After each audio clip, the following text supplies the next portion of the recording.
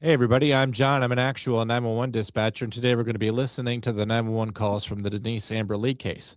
Denise Amber Lee was abducted in 2011. However, she was able to steal her abductor's phone and dial 911. Me and Drew, a real Florida cop, are going to break down why 911 failed to save her, and we'll play the 911 phone call that other true crime shows won't, because we're the Comm Center. Make sure you hit like and subscribe for more content just like this. On January 17th, 2008, Denise Amber Lee was forcibly abducted from her Northport, Florida home. But at the time she was taken, only Denise and her kidnapper knew that. But it was only a short time later, at 3:29 p.m., her husband Nathan Lee returned home from work to find her two young sons left behind. Denise herself was missing. Her keys, her purse, and her car were all still there. Nathan dialed 911 immediately to report the suspicious absence. Northport emergency? Yes. I just got home from work, and my wife, I can't find her. My kids were in the house, and I don't know where she is. I've looked every single place, and I don't know. Your kids are at home by themselves? Yes. No, I know. I don't know where mommy is. She's never done this before? No. I don't know. I mean, I've been home almost 10 minutes now. I haven't seen her. All right, Nathan, I have an officer en route for you. If she does return home by the time we get their calls back, let us know, okay?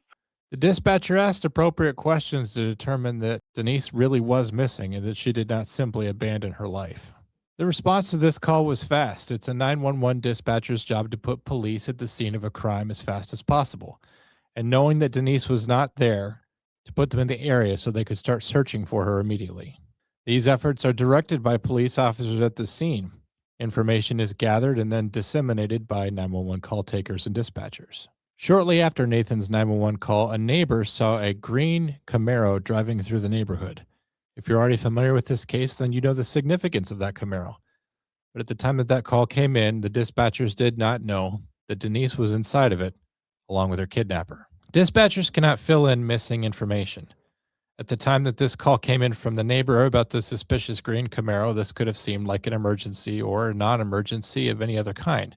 The kind of call that's really common throughout a shift in a 911 comm center. Critically, the caller did not get the license plate of this green Camaro. And it's really unfortunate because if we had known the owner of the vehicle, it would have generated investigative leads immediately. This witness could also not confirm the presence of any additional occupants of the vehicle without knowing the license plate, its exact location, or its direction of travel. Although this is something a police officer absolutely should investigate, it's something that's very hard to investigate. Something that's very common for me as a 911 dispatcher when someone calls in a suspicious vehicle is that someone will attempt to follow that vehicle for better or ill, and to give me turn-by-turn directions to relay to a police officer in order to put the police officer right behind the vehicle. I'm joined now by Drew Breezy. He was a Florida cop for 29 years. Drew, when you were on patrol, did you appreciate it when you got tips from 911 callers, or did you prefer to just handle it yourself? Yes, I do appreciate citizens trying to get involved, but I don't want to put anybody in danger or extraordinary danger that we could prevent. We don't want to create more victims. 911 callers are not morally or legally obligated to put themselves in any danger or even go out of their way to give me that information, so I can hardly blame them for not being a great witness. After Denise was kidnapped and she left the area, there was no police officer and no 911 dispatcher that knew where she was. It wasn't until later that investigators realized that it was one Michael King who had taken her from her home and had traveled northbound on U.S. Highway 41, stopping multiple times along the way. Investigations are led by police and not by 911 dispatchers. By this time, multiple agencies and multiple officers were out searching avenues and wooded areas for Denise. However, without knowing where she is, where they should look, or what direction she's going, the search area grows exponentially. This is simply area equals pi times radius squared multiplied by the number of minutes that she's been missing. At 6:14 p.m., Denise did something incredible. She was able to take away Michael King's phone without him knowing it and dial 911 and plea in coded language for help. 911. Hello?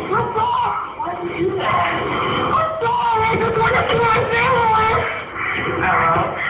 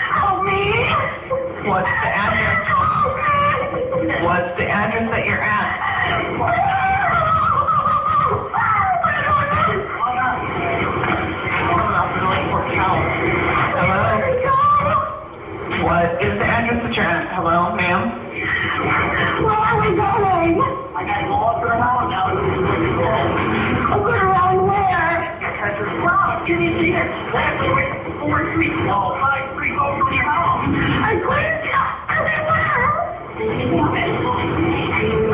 What's your name, ma'am? Hello? Please. What's your name? Please, my name is Denise. I'm your beautiful husband, and I just want to see my kids again. Your name's Denise? I'm sorry. Thank you, too, because he doesn't know. Please, God, please protect me. Are you on I-75? Of course, her begging for her to see her children again is why these true crime podcasters don't want to play it. And I can certainly understand why they don't have the stomach for that. I get it, but they also don't belong in a real life 911 comm center. But this is what a real life coded 911 call can sound like. Sometimes you'll see those commercials that talk about a woman ordering a pizza, and the 911 dispatcher, says, do you realize you've dialed 911? She goes, oh, yes, that'll work. And she's kind of giving these affirmatives as if they're doing a yes or no battery on what you want on your pizza. But in real life, when you get a coded 911 phone call, it's chaotic and confusing, and you can tell there's something wrong, but you're not even sure that this person knows that they're on 911. Any thoughts on this, Drew? Yeah. My first thought is people don't understand that the dispatcher, the 911 operator that was handling this call, is experiencing live terror. And not only is she experiencing live terror, she can't do anything about it. She's completely helpless. Now, I guarantee the chorus or the peanut gallery or whatever is all about, well, she's just sitting there calmly saying, hello, hello, hello, hello, like she's not doing anything. And there's a reason that's happening also. I mean, she's just basically kind of refreshing every couple seconds to let the caller know, hey, you've connected. Hello, hello, I need your address. Hello, hello. And she's doing it with such composure. And this, what's going on the other end is a nightmare for anybody, whether you're experiencing it, whether you're listening to it. Now, this is the other part that that made me the strong advocate as a former 911 dispatcher who's experienced, screams and gunshots, as a cop who's seen them firsthand, and then as a 911 administrator who's putting 2 and 2 together. There's no different. The trauma is the same for this dispatcher as if you were watching it unfold in front of you. It's the exact same. If you could see like the look of fear and terror on her face, and the struggle and the pleading, let me see my kids. And if you're there to see that and it's a traumatic event, just imagine trying to listen to it and not being able to see, not being able to have any clues as to what's going on. Is this a domestic? Is this a husband and wife? Is this a woman overreacting? Is this they're expected to go from cat in the tree to decoding girl locked in Camaro that's been abducted. Yeah. And it with composure, grace, and 100% accuracy. To the uninitiated, it's going to sound like this dispatcher is disinterested or doesn't care, but this caller is not answering any questions. The 911 dispatcher can tell that something abjectly terrible is happening, but this dispatcher cannot tell that they're in a car. They cannot tell that they're moving.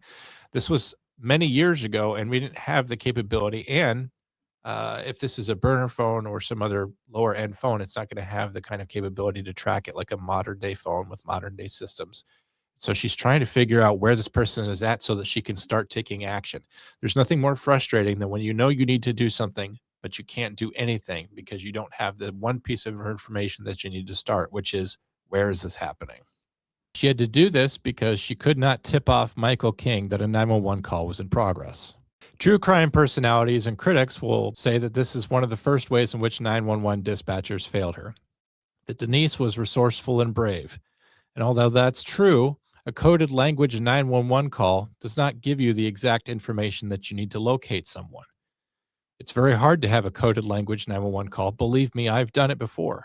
If you can't get into a deep dialogue and get deep answers to specific questions, it can be very hard to derive any kind of actionable information. And in fact, Denise was not able to tell the 911 dispatcher on this first call that she was northbound on Highway 41. That would have made all the difference. It's not Denise's fault, but the dispatcher can't know what he doesn't know. After this call and between 6:20 and 7, other 911 calls start coming in from the area and neighboring jurisdictions of a dark-colored car behaving suspiciously. These calls for erratic driving or a suspicious vehicle are very typical and will occur many times throughout a typical shift in a comm center. But one call stood out, a report from someone crying or screaming from inside a vehicle that was stopped at a red light. Jane Kowalski reported to 911 that she heard a child crying inside a blue Camaro. Now, this is very similar to what was going on with Denise, but it's not an exact match. And taken at face value, out of context, the report of a child crying inside a car isn't even a crime and wouldn't necessarily be dispatched to a police officer under any circumstances, not unless you have something else to go with it. There's some sort of abuse in progress, a child's unrestrained, or some other dangerous condition exists that would justify a police officer to do a traffic stop. And I was at a stoplight, and a man pulled up next to me, and there was a child screaming in the car. What kind of vehicle was he in? It's a blue Camaro, like Camaro, like in the 90s or early 2000s or something. Okay, it was a baby or? No, it was a child. It was more than How old? you know what? It's dark, and I turned to look at him, and he's a white male, sort of light-colored hair. It's sort of plump. He's behind me now, and I tried to slow down so he could pass me and I could read his license plate. Ma'am, don't hang up, okay? I'm not. And there's a kid in the back seat, and they kept banging on the window. And it was banging on the window And screaming. and crying. And screaming. Like screaming. Okay. And not a happy scream, like, get me out of here scream. Okay, now it's green, and the green arrows, and he's going now. He's turning left on Toledo Blade. Yeah. Do you want me to turn? Try to follow him, or? Okay. Does he want her to follow him? Okay, can you turn? He just turned on Toledo Blade. I don't know if I can catch up. There's a bunch of traffic, and I can't get over. So that 911 phone call actually lasted 9 minutes. What you heard there was a greatly abridged version. And to be honest, that confuses me. I mean, I know traffic in Florida is bad, but I didn't know you could sit at a red light for 9 minutes. I guess that's something that's technically possible, but it's very frustrating because, first of all, if you think that this person's in traffic, that a woman's in the back seat yelling and screaming and banging on the window, that there would be other callers. It is very helpful as a 911 dispatcher when all of a sudden you're not sure what's happening and you can get a second party to verify what a first party caller does. That way you have more information, you have a better idea of where this is happening at, better description of the car. Maybe the next caller, someone behind them, and can get a license plate.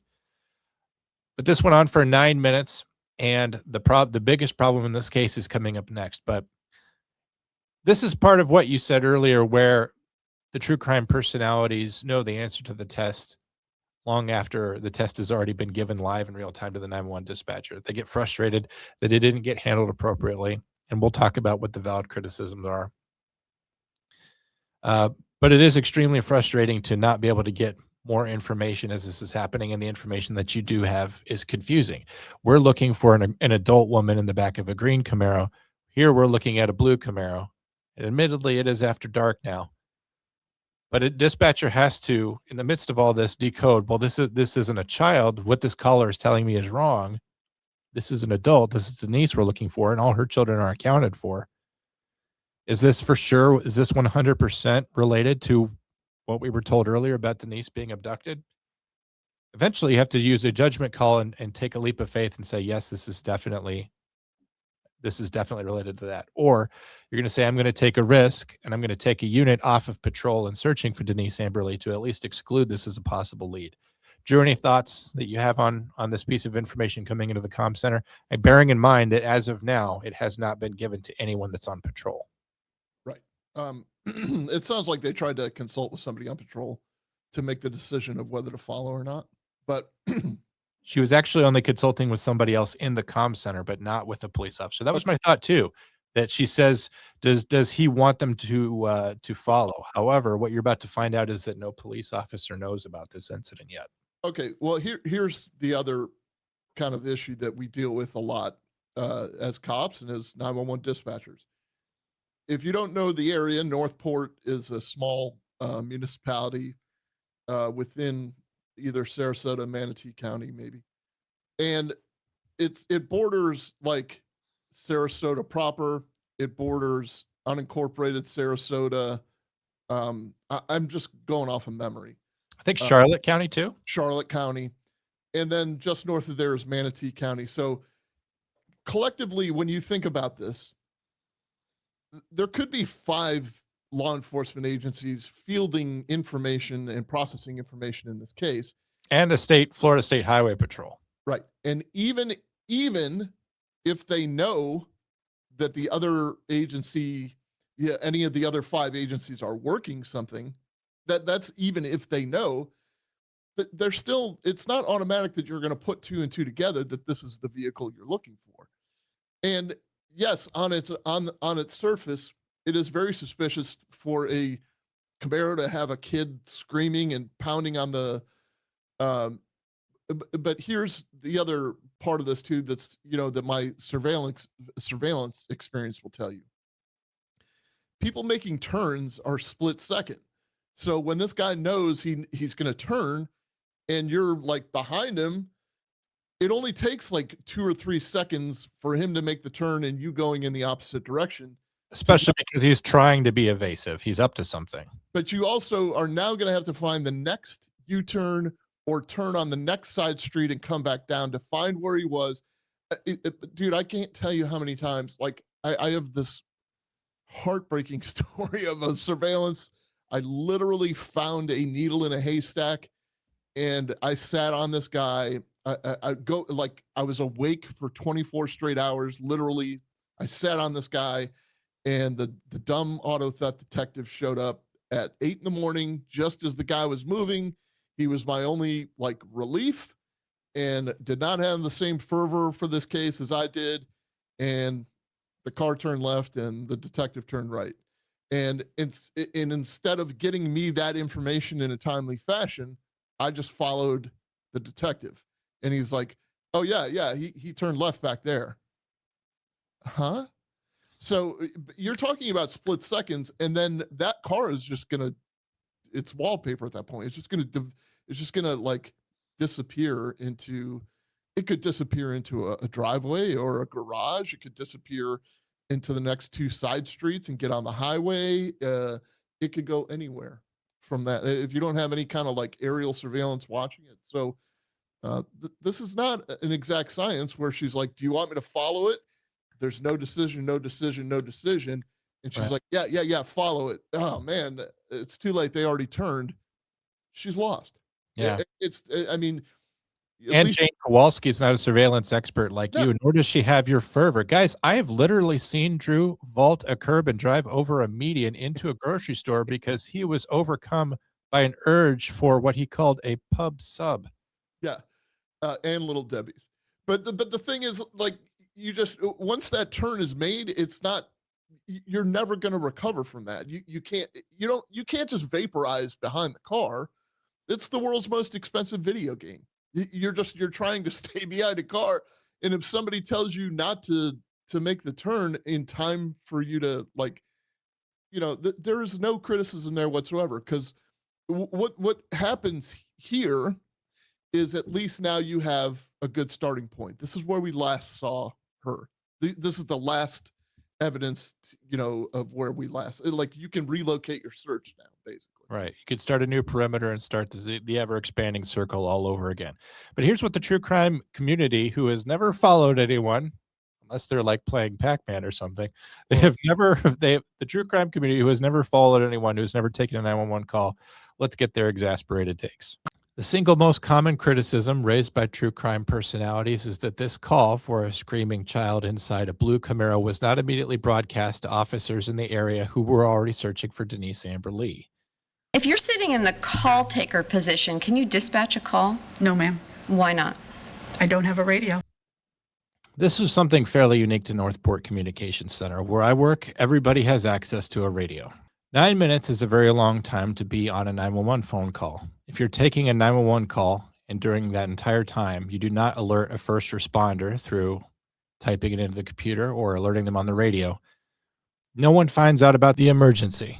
And in that way, it's the same way as if nobody answered the 911 call at all. Drew, you shook your head when I made a mention that everyone in my comm center has access to a radio. Tell me about how it went down there in your area. You got call takers who are not allowed to get on the radio. What if they take a sudden phone call in the midst of chaos? It's a woman's been abducted, that there's a possible sighting. They can't get on the radio there? Nope. It's too busy. It's way too busy. And you have to have the situational awareness as the radio dispatcher to know what's important, when to break in, when to talk, when not to talk. And I understand your thought in theory. I get it. But if there are 6 911 emergency call takers on at any given time, and all 6 of them are working this same call, and all 6 of them have vital information, now all 6 of them are going to be fighting for airtime. And the cops aren't even going to be able to like process it or give feedback like, we know, just chill out or whatever. So because they're going to be arrogant about it. But no, there is one person that should be controlling that radio, and that goes for cop side and dispatcher side. One person should be controlling that radio, at most 2, like somebody, kind of back up in case the person either freezes or misses something. And that's generally how it's done. The call taker positions where we were, there's no access to the radio. There is a way to like patch if somebody's following somebody or something, like, you could do something like that, but it's all controlled by the radio position. Like, what I think what's amazing about this is the disparity between Drew's big city 911 dispatching and my small town dispatching is that the error that we're about to see that led to Denise Amber Lee not being rescued was caused by big city tactics that I would not have had a problem with. But I wanted to give you guys an example of what it would be like to take this information as a call taker and entering into the CAD. Even if you're not able to jump on the radio, this is a simulation of what it's like to listen to a 911 phone call and enter information into a database system that everyone else in the comm center can see and patrol units can see, as soon as you're hitting save on it. But this is an example of what that would be like, just so that you get to experience it. And it's important that you experience it because you need to know this is not what happened. Stoplight, and a man pulled up next to me, and there was a child screaming in the car. What kind of vehicle was he in? It's a blue Camaro, like in the 90s or early 2000s or something. Okay, it was a baby or? No, it was a child. It was more than old. You know what? It's dark, and I turned to look at him, and he's a white male behind me now, and I tried to slow down so he could pass me and I could read his license plate. Ma'am, don't hang up, okay? I'm not. The fault lies at the feet of any 911 dispatcher that cannot type and talk at the same time. Yes, they do exist, and it tends to be the dispatchers who have the longevity. In 2011, Mildred Stepp had 16 years of service, which means she would have started in 1995. I'm guessing that at Northport Communications in 1995, they probably didn't even do the job with computers. There was a time where it was done with index cards, pieces of paper, and a pen. Does that look familiar to you? It does, but I started in 1992, and we were all on CAD. You already had CAD in 92. Good for you. I think this is a Florida PSAP that this would have been 95, maybe 96, but you can see she starts a call for service by grabbing a piece of paper. Yeah. She starts processing the emergency medical dispatch, in this case, instructions for CPR, by looking at a flip chart for instructions. There is a person on a computer across from her, perhaps the dispatcher in this case, but it's just interesting that in this case, unfortunately, Mildred Stepp was on this 911 phone call for 9 minutes, and Drew, she typed nothing into the computer. It's easier to read from the computer. That's how we have done it. Put a call in the computer, everyone sees it, the information goes out. Retaining a dispatcher who fails to adapt in advances in technology and falls behind in a fast-paced environment is the fault of the administration, of the Comm Center director. It's a common fallacy in government thinking that the people with longevity are the most highly skilled. The truth is that Mildred Stepp likely worked those 16 years just hard enough and just well enough to avoid being fired. Her incompetence was probably covered up by other employees and by putting her into a position of minimal risk, like being the call taker rather than the dispatcher. Eventually, the day came where Mildred Stepp's incompetence could no longer be covered up by her boss or by her coworkers. And when she was called out on the stand for her poor performance, Mildred Stepp did what a lot of poor 911 dispatchers did. She blamed everyone else in the room, the environment, and the technology. Everybody was talking in loud voices. We had a supervisor that was trying to patch our radio frequencies with Northport radio frequencies. We have a dispatcher that believes her radio isn't working at the time. She's standing next to Liz, giving Liz verbal information I thought that I'm giving her. We have Liz on the radio with I don't know how many officers speaking to her. Drew, she's probably right about a lot of these things about the Comm Center being just a beehive of activity of other dispatchers taking other calls, talking to police officers, trying to coordinate everything that's happening. You mentioned earlier patching radio frequencies. It's interesting to me that you mentioned the exact same thing that was going on. That's how I know that your insight is golden. But now in the after action, when knowing that Denise Amber Lee was not rescued and this 911 dispatcher took this call for 9 minutes, didn't type anything, was telling other people, that information was getting lost between the call taker and anyone that could have put a police officer in the vicinity of this Camaro. And now she's blaming everyone else but herself on the stand. How does it make you feel as a former 911 Comm Center administrator? Look,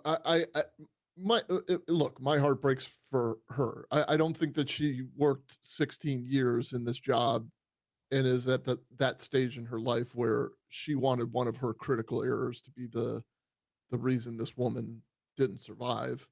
So it's 1000% unintentional in my opinion.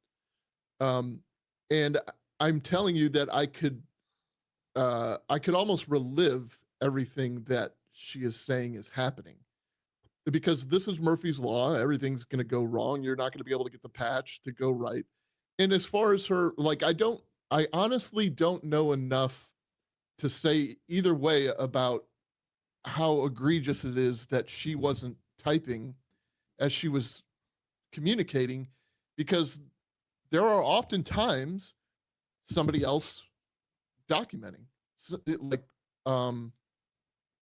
recording what you're doing to put out into CAD. I don't understand why that wasn't put out into CAD, but then again, if they've crossed over into another jurisdiction, and they're trying to relay that information into the other jurisdiction, what good is the CAD going to do for their officers? Now, it can be argued in two ways.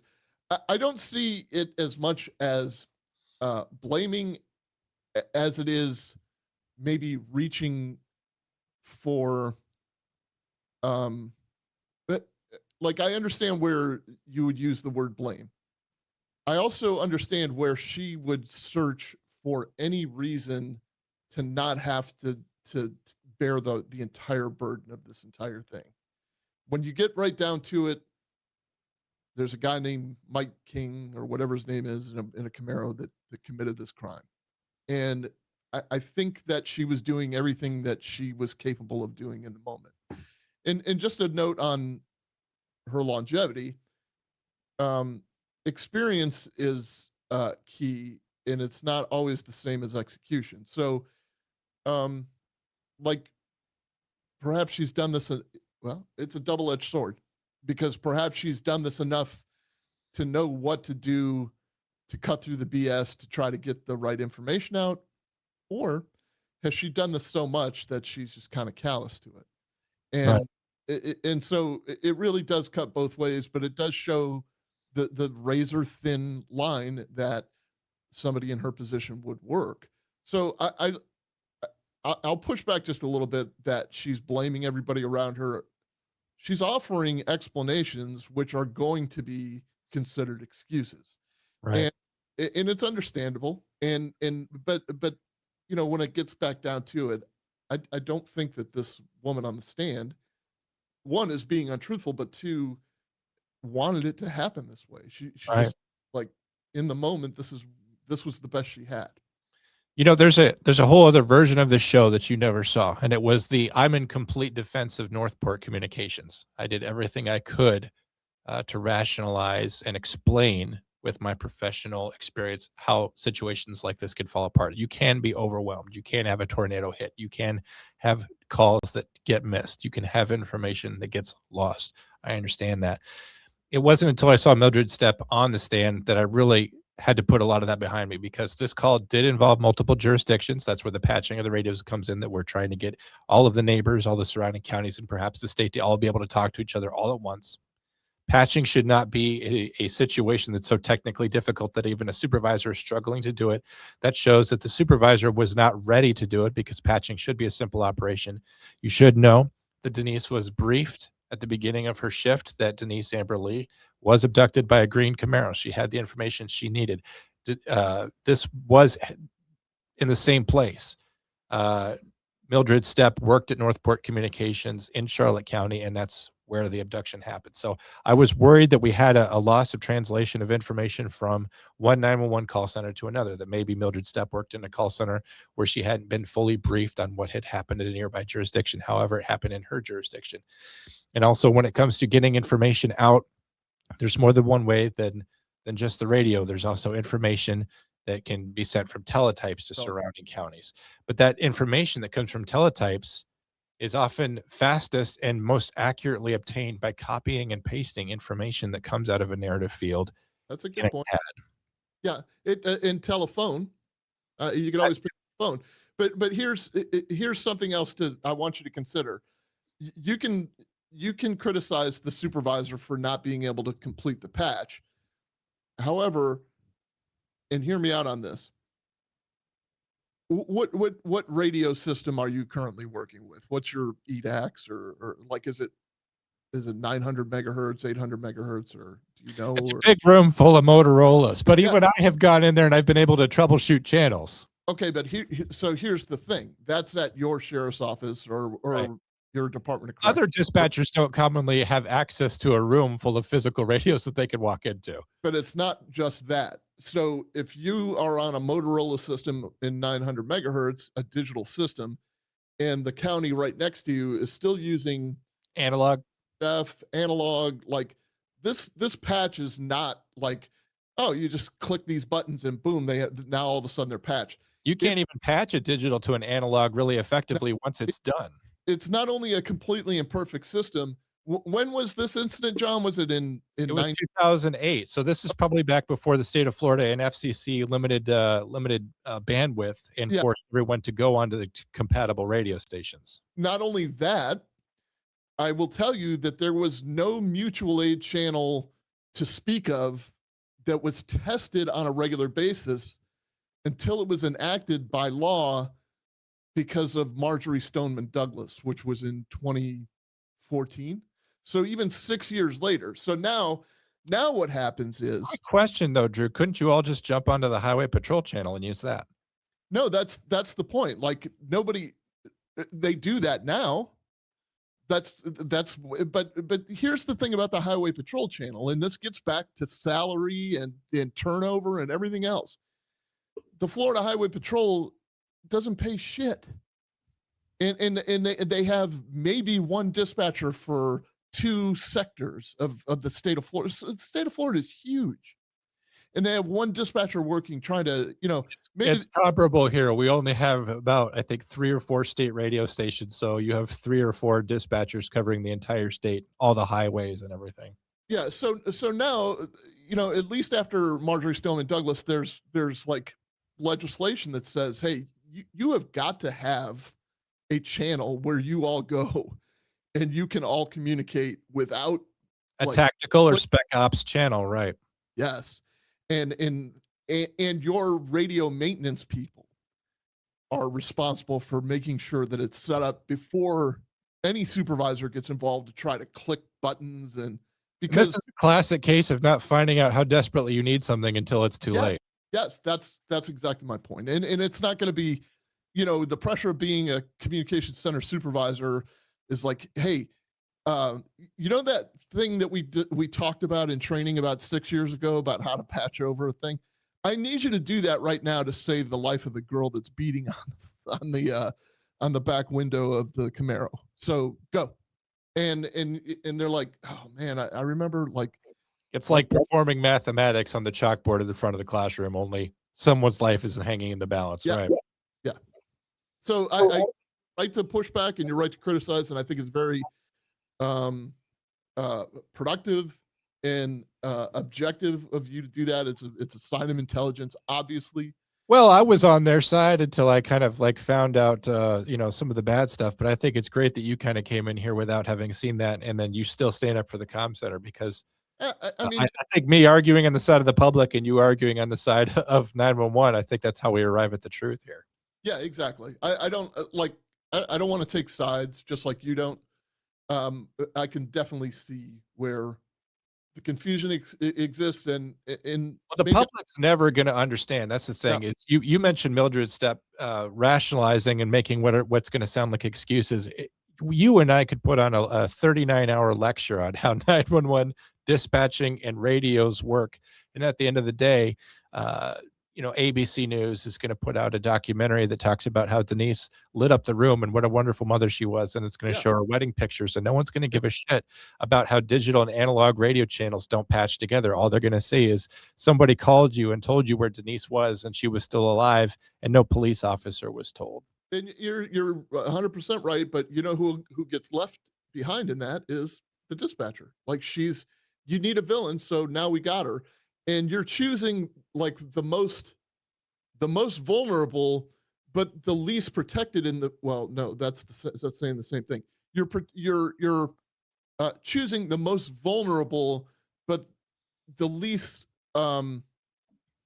prepared. Like, we don't give the preparation for them to be able to do the job properly, and then when they fail, it's headlines. Right. It's the administration's job for preparing these people to do what they needed to do, and the moment they can't do it, now it's the dispatcher's failure and not the administrators. Yes. The Northport Comm Center must have simply reached its breaking point. All the trained 911 dispatchers and the supervisors must have been so completely engaged in the critical search for Denise Amber Lee that they missed a vital clue which would have helped them resolve it right away. It was because of this case that the Denise Amber Lee Act was passed in Florida, which raised standards and made them uniform across the state of Florida. While all this was going on, Harold King, Michael King's cousin, observed Denise's abduction in progress. He even gave Michael a shovel and a gas can to help him complete his terrible mission.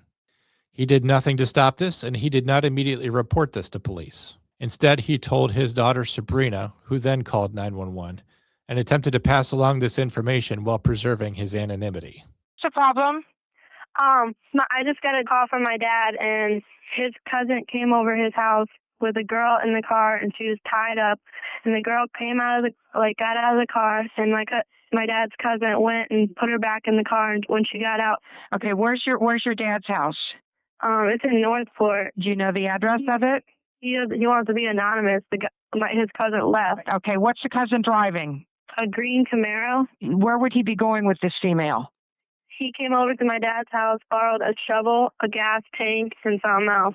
All right. What's the cousin's name? His name is Gary King. Gary King? Yeah. Oh, it's not Gary King. It's Mikey King. Michael King? Yeah. Okay. Only a few hours later, Michael King was located. He was alone, his clothes were wet, and he had debris on him. Based on his condition and earlier witness reports, he was detained. Search teams moved into a nearby wooded area, and unfortunately, Denise Amber Lee was found deceased in a field off of Toledo Blade Boulevard. Michael King was arrested, convicted of kidnapping, sexual battery, and murder. He was sentenced to die by lethal injection at a facility at the Florida Department of Corrections. After critical incidents like these, agencies often conduct reviews and debriefings to find failures in the system, and some were found. What they found were failures that were largely administrative and systemic. You need to understand that emergency response is not infinitely scalable, and police officers and 911 dispatchers are a human and finite resource. The conclusion was that the system in Northport was unprepared for a fast-moving, multi-call, complicated kidnapping. The response to this was legislative reform and new standards of training under the Denise Amber Lee Act. And that is only one of two things that would have meaningfully changed the outcome of this case. This was a unique situation in which there were multiple opportunities for Denise to have been rescued. And it's a tragedy that none of those did lead to a rescue. We all empathize with Denise and her husband and her children and her extended family. The situation looks bad, and it was bad, but the story has always been defined as though it could have been prevented by police. If you want someone else to blame, you should blame Michael King. Some people blame 911 in this case because of the missed opportunities to rescue Denise. But there's another reason. It's because their conscience demands another place to put all their outrage. But spreading blame does nothing to increase clarity or to increase the effectiveness of the 911 dispatchers that you still rely on. We have to accept a harsh reality that the only person who really could have stopped Denise Amber Lee's murder was the person who killed her. If you disagree with that, I want you to look at other cases in the true crime genre and ask yourself, were 911 dispatchers important in those cases? In this case, true crime personalities criticize the error, but they never praise the effort. The reality is that emergencies like this still happen every single day. Sometimes everything's done correctly and people still die. That's not a training failure. When everything goes right and somebody survives a kidnapping like this, that's a miracle. The truth is that every day, 911 dispatchers are the difference between life and death for thousands of people. In the cases where they protect people from harm and save them from death, well, those cases never get a true crime podcast. Former dispatcher Susan Kirby is the only sheriff's office employee to admit she could have done more for Denise Amber Lee. She confessed her mistake in a 4:30 a.m. phone call to her supervisor, saying, "It was eating me up." It's a feeling a lot of 911 dispatchers have at 4:30 in the morning, even when we do our best, and the result is a tragedy. She's the only 911 employee to admit any wrongdoing. We should mention the Denise Amber Lee Foundation. It's deniseamberlee.org. You can go there. There's a lot more information about the case, and I think that there is a not-for-profit mechanism of this also. Yeah. And credit to Nathan Lee. When I talked about encouraging and engaging with 911 dispatchers instead of criticizing them and tearing them down, while we still rely on them for our safety, he seems to be engaging positively with the 911 community, and you have to commend him for that, because it would be just as easy for him to remain bitter and angry and critical for the rest of his life rather than trying to change things for the better. God rest her soul, and God bless them for having to endure what they've had to endure. But this is going to happen again. And are we a little bit better prepared this time? I don't know. You can't say, because all the improvements you made, the next completely asymmetrical, unseeable problem may completely challenge a whole other aspect of your apparatus that you thought was totally good to go. But Drew, I appreciate your insights as an administrator. And for everyone that liked this content, make sure that you leave a comment below telling us that we're wrong, telling us that if you had been a 911 dispatcher or call taker in that seat, that you totally would have saved Denise Amber Lee.